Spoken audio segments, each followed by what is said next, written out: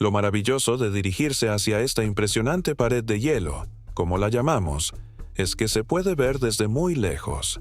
Cuanto más cerca estés de la High, un lugar en esta tierra que un texto antiguo describió como una prisión, una puerta sellada, un lugar más allá de los vientos del sur donde algo fue atado y dejado allí deliberadamente. El libro de Enoc le dio nombre, le dio dirección, le dio coordenadas. Y durante 2000 años, nadie se lo tomó en serio. Entonces encontramos la Antártida y las coordenadas coincidían. Quédate con nosotros. El libro de Enoc es uno de los textos religiosos más antiguos jamás descubiertos. Es anterior a la forma final de la Biblia hebrea por siglos.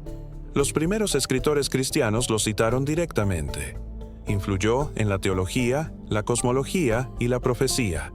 Y entonces fue recortada, eliminada del canon oficial, enterrada. Durante más de 1000 años, su existencia fue objeto de debate. Su contenido fue descartado como mitología marginal. Luego, en 1947, los rollos del Mar Muerto fueron desenterrados en las cuevas de Qumran, y entre ellos se encontraban múltiples fragmentos del primer libro de Enoc, lo que confirmaba que no se trataba de una falsificación medieval.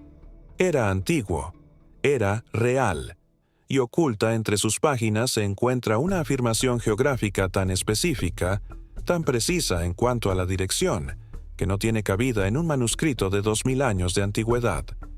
Una afirmación sobre un vacío congelado en el borde del mundo, una prisión. Y la pregunta que nadie en la comunidad académica convencional quiere responder es si Enoc estaba escribiendo mitología o un mapa. Primer libro de Enoc, capítulo 18, versículos 10 al 16. Léalo con atención, porque no se trata de poesía vaga.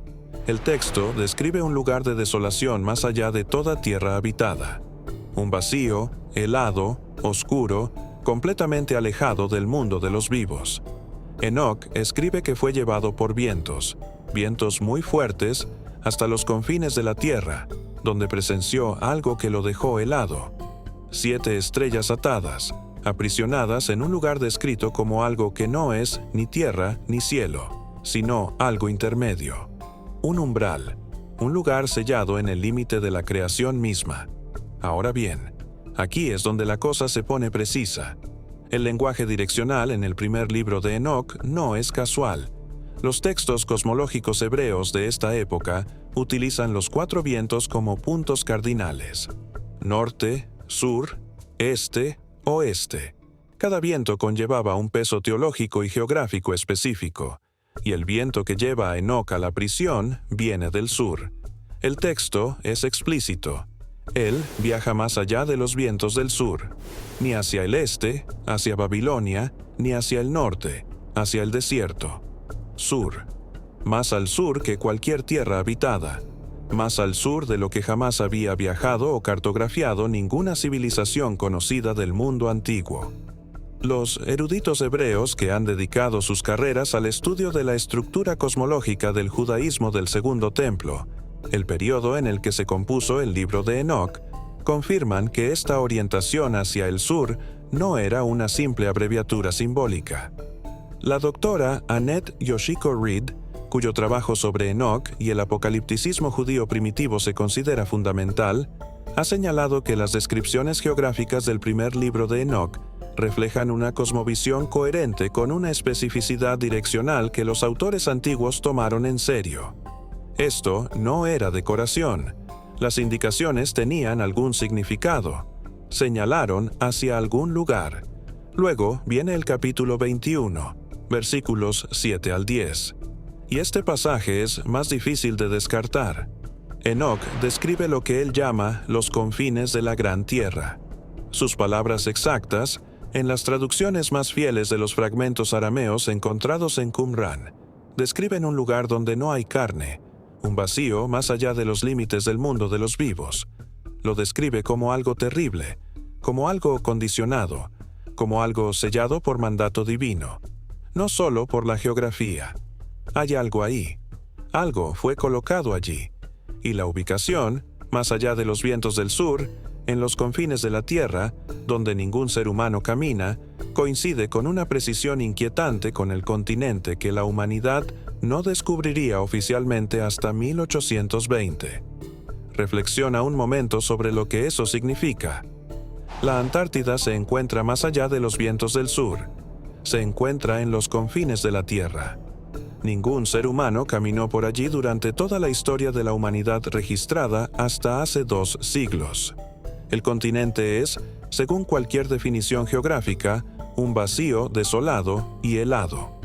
La coincidencia entre la descripción de Enoch y la realidad física de la Antártida no se reduce a un solo dato. Es un grupo, un patrón, congelado, sureño, desolado, sellado, inaccesible. Todos y cada uno de los descriptores de los capítulos 18 y 21 coinciden. Y las estrellas, las 7 estrellas ardientes atadas en aquel lugar helado. La cosmología hebrea antigua utilizaba las estrellas como marcadores para la navegación, con fines teológicos y geográficos. En esta tradición, el 7 no es un color aleatorio. El número 7 soporta peso estructural. En el relato de Enoch, estas estrellas atadas son descritas como transgresoras de un mandato divino, y su castigo es el encarcelamiento en los confines de la tierra. No son metáforas de pecadores humanos. Se les describe como entidades cósmicas confinadas a un lugar físico específico, selladas allí hasta el juicio final. Y su prisión, ese vacío helado más allá de los vientos del sur, se describe con un nivel de detalle que no proviene únicamente de la imaginación. Esta es la cuestión que los académicos se han negado en gran medida a abordar. Si esto es pura mitología, si la prisión sureña de Enoch no es más que una invención literaria, un paisaje simbólico de castigo divino, entonces, ¿por qué el lenguaje direccional es tan específico? ¿Por qué el sur y no el caos informe de las profundidades que otros textos antiguos utilizan cuando buscan una oscuridad simbólica? ¿Por qué ese vacío helado cuando el antiguo cercano oriente no tenía ninguna razón cultural para asociar el sur con el hielo? En su mundo, el norte era frío, el sur era desierto, y sin embargo, Enoch describe hielo, desolación, un umbral helado más allá de los vientos del sur. O bien, quien escribió este texto tenía información que no debería haber tenido, o está ocurriendo algo completamente distinto. Y la respuesta a esa pregunta está oculta en una parte de esta historia que la mayoría de la gente nunca ha escuchado. Porque el libro de Enoch no solo fue eliminado del canon, sino que fue activamente suprimido, y quienes lo reprimieron sabían exactamente qué pasajes intentaban borrar. En 1513, un almirante turco llamado Piri Reis dibujó un mapa. Eso, por sí solo, no es extraordinario. Lo más destacable es lo que muestra ese mapa. A lo largo de su borde sur, que se extiende por el extremo sur del mundo conocido, se observa una línea costera detallada, montañas, bahías, sistemas fluviales y una masa continental representada con tal precisión que los estudios satelitales modernos han confirmado su exactitud. El problema es que esta costa pertenece a la Antártida, y la Antártida, según todos los libros de historia oficiales jamás impresos, no fue descubierta hasta 1820. Piri Reis la dibujó 307 años antes de que se supusiera que alguien supiera de su existencia. Eso no es especulación. Eso es un hecho cartográfico. En 1960, un cartógrafo de la Fuerza Aérea de los Estados Unidos llamado Harold Olmeyer envió una carta formal al investigador Charles Hapgood. Olmeyer había comparado el mapa de Piri Reis con los datos de los estudios aéreos que su propio equipo había recopilado sobre la Antártida. Su conclusión fue precisa y profesional, y debería haber conmocionado al mundo académico. Escribió que la línea costera que se mostraba en el mapa de 1513 representaba con precisión la topografía subglacial de la Tierra de la Reina Maud, la porción de la Antártida que hoy se encuentra bajo más de 1 milla de hielo. La geografía representada en el mapa de Piri Reis coincidía con el terreno que se encontraba debajo de la capa de hielo, no con la superficie del hielo, sino con la roca que había debajo. lo que significa que quienquiera que haya dibujado los mapas originales lo hizo cuando esa costa estaba expuesta, cuando estaba libre de hielo, cuando alguien podía caminar a lo largo de ella y medirla. Según el consenso geológico, ese momento tuvo lugar hace nada menos que 4.000 años. Algunas estimaciones lo sitúan mucho más atrás. Hapgood no se detuvo ahí. Rastreó los mapas originales que el propio Piri Reis citaba en sus notas. Piri Reis no trabajaba a partir de la imaginación. Él estaba recopilando. Estaba reuniendo fragmentos de cartas náuticas antiguas, mapas que, según él, databan de las bibliotecas de Constantinopla, del mundo antiguo, hasta la época de Alejandro Magno. Mapas de mapas de mapas, cada uno copiado de algo más antiguo. El agrimensor original, quienquiera que fuera, tuvo acceso a todo el planeta en una época en la que la civilización, tal como la entendemos, apenas estaba empezando a desarrollar el lenguaje escrito. Charles Hapgood publicó sus hallazgos en un libro titulado Mapas de los antiguos reyes del mar. La respuesta del mundo académico tradicional fue, en gran medida, desdeñosa. Pero una persona se lo tomó en serio. Una persona le escribió una carta a Hapgood expresando un entusiasmo genuino por la investigación y animándolo a llevarla a cabo con rigor. Esa persona era Albert Einstein. Einstein escribió que la hipótesis de Hapgood era original y de gran importancia para la historia en su conjunto. No era un hombre dado a la adulación vacía. Revisó la metodología. Él respaldó la dirección. Esto es lo que tenemos. Un mapa de 1513 que muestra un continente que debería haber sido desconocido. Un cartógrafo de la Fuerza Aérea de los Estados Unidos confirma su precisión cotejándola con datos de estudios clasificados en 1960. Las fuentes originales se remontan al mundo antiguo, y Albert Einstein prestó su credibilidad al investigador que lo conectó todo. Esa no es una teoría marginal. Se trata de una cadena de pruebas documentada que los medios de comunicación convencionales nunca han abordado por completo. Ahora volvamos al libro de Enoch. Vuelve a esas coordenadas. La prisión más allá de los vientos del sur. La puerta sellada en el fin del mundo. La geografía descrita en ese texto sitúa algo significativo en el fondo de la Tierra, en una región que los escritores antiguos no deberían haber podido describir con precisión alguna. Sin embargo, el mapa de Piri Reis sugiere que los cartógrafos de la antigüedad conocían esa región a la perfección. Lo cartografiaron, documentaron sus costas, las desembocaduras de sus ríos y sus cadenas montañosas. Sabían lo que había allí abajo, lo cual plantea una única pregunta devastadora. Si la Antártida fue cartografiada antes de su descubrimiento oficial en 1820, entonces alguien estuvo allí. Alguien caminó por esa costa. Alguien tomó medidas con la suficiente precisión como para que un oficial de la Fuerza Aérea de los Estados Unidos confirmara su exactitud 4 siglos y medio después. Y si alguien estaba allí, ¿qué encontraron? ¿Qué había en la parte inferior de ese mapa?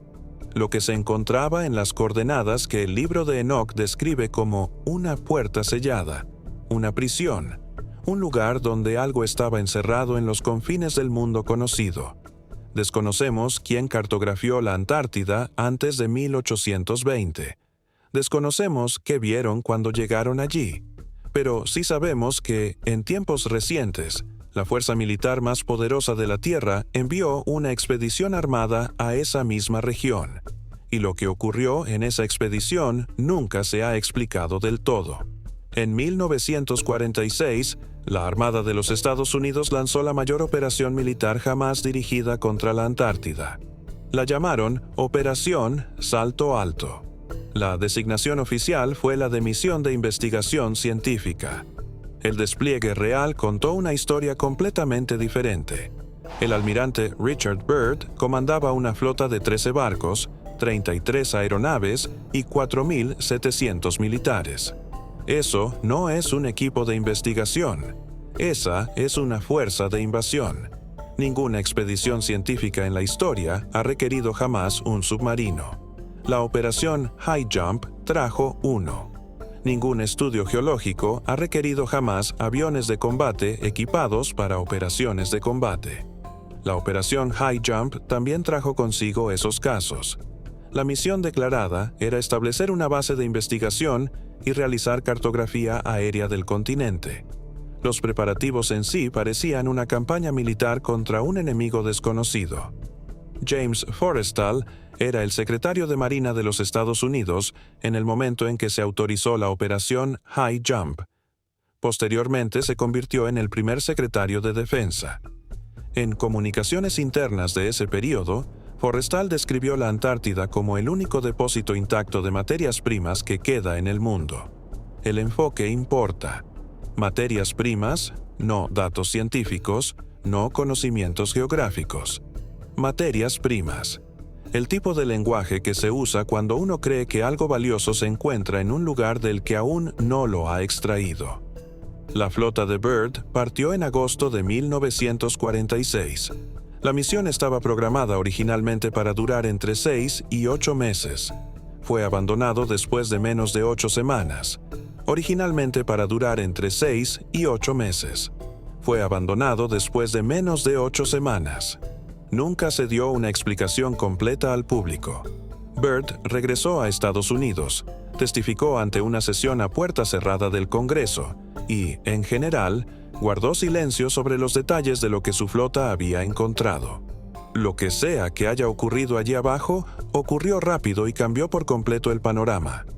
En 1954, 8 años después de High Jump, el almirante Byrd concedió una entrevista a un periódico chileno llamado El Mercurio. La traducción de esa entrevista ha circulado durante décadas, y vale la pena analizar detenidamente el fragmento en cuestión. Byrd describió una masa de tierra tan grande como los Estados Unidos que nunca había sido vista por ojos humanos. Lo describió como un lugar situado más allá del Polo Sur.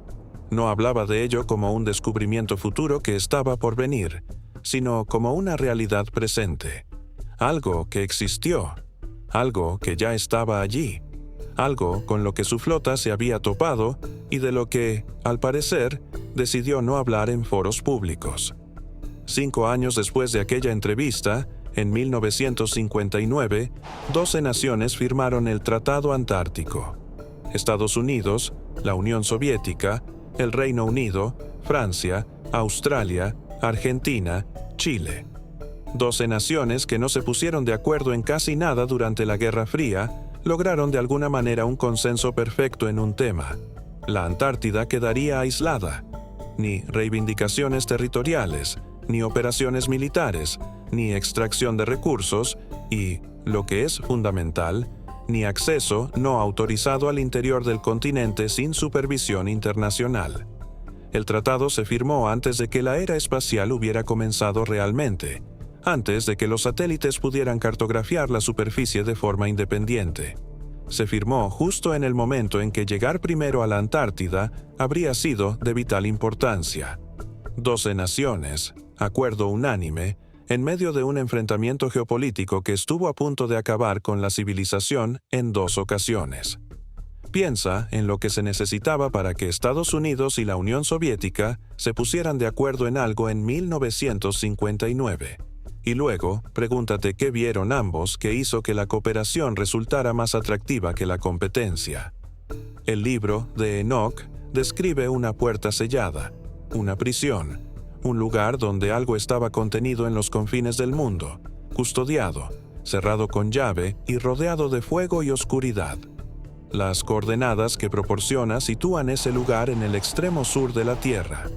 La flota de Byrd se dirigió a ese lugar con la fuerza militar suficiente para iniciar una guerra. Se marcharon en una fracción del tiempo previsto, y entonces 12 de las naciones más poderosas del planeta acordaron discretamente asegurarse de que nadie más pudiera regresar sin permiso. ¿Qué encontró la flota de Byrd bajo ese hielo? ¿Qué había allí abajo que convirtió una misión científica de 6 meses en una retirada presa del pánico?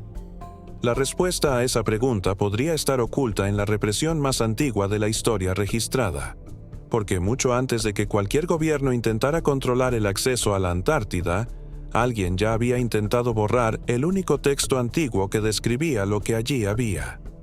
En el año 363 después de Cristo, el Concilio de la Odisea tomó una decisión. La reunión de obispos cristianos elaboró una lista de libros considerados aceptables para la lectura pública en las iglesias. El libro de Enoc no figuraba en él. Esa exclusión no fue accidental. Fue algo deliberado, dirigido y específico. Y sucedió en un momento en que la iglesia institucional estaba consolidando un enorme poder político en todo el mundo romano. La coincidencia de fechas no es casual. El Concilio de Cartago tuvo lugar en el año 397 después de Cristo. Esta reunión dio como resultado lo que se convirtió en el canon definitivo de las escrituras cristianas, la lista de textos que serían autorizados, copiados, distribuidos y enseñados durante los siguientes 16 siglos. El libro de Enoc fue excluido nuevamente. Agotado. La decisión tomada en Cartago no fue una omisión pasiva. Se trató de un cierre institucional definitivo. A partir de ese momento, poseer, copiar o enseñar del libro de Enoc en un contexto cristiano pasó de ser algo desaconsejado a ser activamente reprimido. Los textos que no podían destruirse fueron ocultados, y durante más de 1000 años, el libro de Enoc prácticamente desapareció del mundo occidental. El doctor Michael Heiser fue uno de los eruditos más destacados de las lenguas semíticas antiguas y la teología bíblica en la era moderna.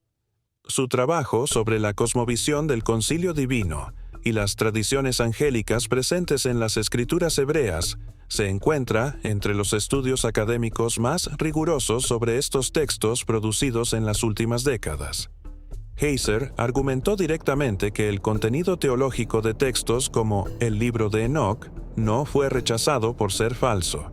Se filtró porque resultaba inconveniente.